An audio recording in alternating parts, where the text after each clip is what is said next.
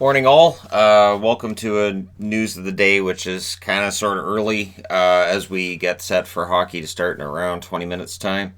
So Taylor Hall is in the news. He is going to get dealt, and it looks like it's going to happen relatively quickly here. So according to Pierre LeBrun, there's 5 to 6 teams in the mix. Now he names Arizona, Colorado, and Florida. I was also to find various sources of the 5 to 6 teams which apparently are inquiring. St. Louis also may very well be one of those teams that's inquiring. St. Louis would be a shocker, wouldn't it? St. Louis is a team that just won the Stanley Cup in June. They're still one of the top teams in the league. How much would you want to give up for Taylor Hall? That would be a very, very fascinating deal if that went down. So of the four, I'm still siding with Arizona. I'm siding with Arizona because of how many young assets they have, the fact that they appear to have come through their rebuild situation to the point where they can give up a first rounder, maybe a couple. The one thing I wonder is, are we also going to see Taylor Hall discussing an extension before being traded?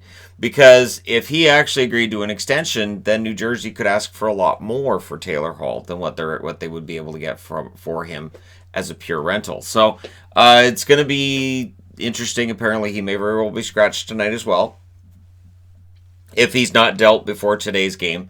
But the one thing is that now that we know this is in the midst of happening, these teams are going to get into a bidding war. And that's where I look and say, all right, so which team would get cold feet first?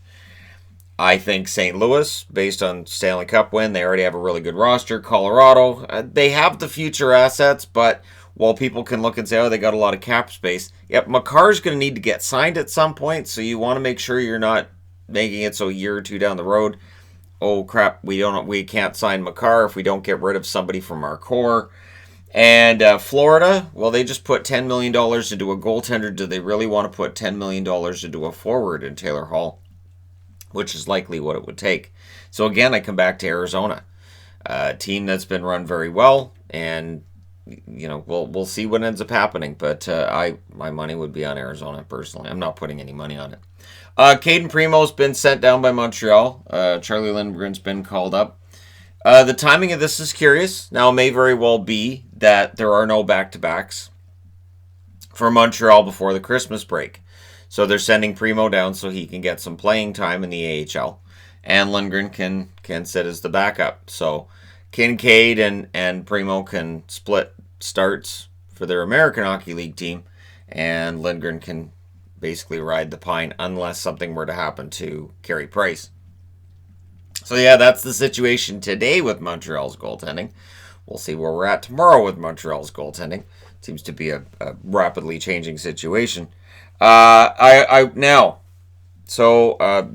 it came out Oscar Lindblom has what is called Ewing sarcoma.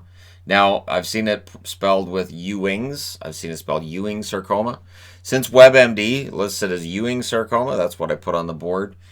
And it's rare. So if you've never heard of it, I hadn't either. There are approximately 225 cases of this in the U.S. every year. Most of those cases are kids.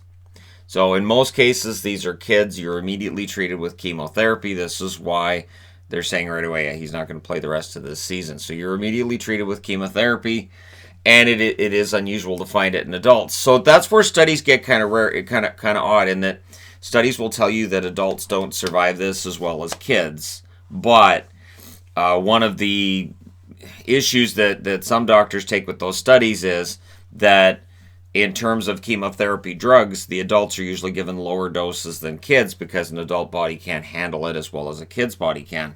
And then it depends on where the tumors are. So if it's soft tissue versus bones, these apparently are bones. But again, it depends on what bones, where, and again, it can lead to various symptoms. I did some research when I woke up this morning because I didn't want to just stand here and go, shucks, poor guy, because the articles I've been reading really don't get into what it is. So I want to talk a little bit about what it is because it gets kind of scary. It has a 70% survival rate found early. Now, here's the issue with finding it early. You know, when you're walking around, you have that weird pain, and you go, man, I don't remember hurting that. Yeah, I'm in my 40s, so I have that basically daily. that can be a symptom. And for parents, they often misdiagnose their kids because they just figure, oh, little Billy just hurt himself outside playing with the kids, and it can be misdiagnosed as that. So for a hockey player, I could see him going to a trainer and trainer going, you must have pulled something out on the ice. Here you go. And it depends on how you can experience pain for weeks and months, and it can be the kind of pain that you can just kind of brush off. So again, as long as this is caught early, and hockey players do regularly have checkups through team physicians and all that, as long as this is caught early, his survival rate's pretty good. And you have to think that being a professional athlete, he would have the physical strength to fight off what some of us may not be able to.